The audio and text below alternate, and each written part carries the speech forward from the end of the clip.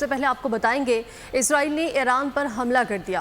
ایران نے اصفہان سمیت متعدد مقامات پر اسرائیلی میزائل حملوں کی تصدیق کر دی ہے، جبکہ ایرانی میڈیا نے کہا ہے کہ اصفہان میں جوہری تنصیبات مکمل طور پر محفوظ ہیں، ایئر ڈیفنس سسٹم فعال کر دیا گیا ہے۔ ساتھ ہی اسرائیل کے متعدد چھوٹے ڈرونز مار گرانے کا دعویٰ بھی کیا ہے۔ اسرائیل نے عراق اور شام میں بھی اہداف کو نشانہ بنایا، کسی بھی حملے میں کسی جانی نقصان کی اطلاع نہیں ملی۔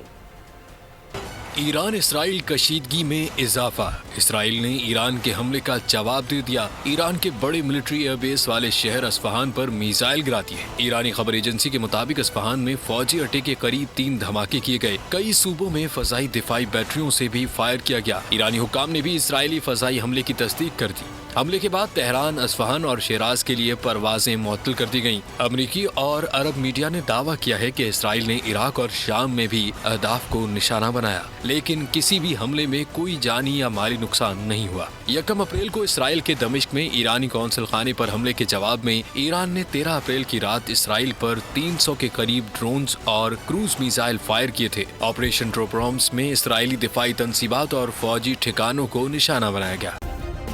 سبسکرائب کریں اور بیل دبائیں تاکہ کوئی خبر رہ نہ جائے۔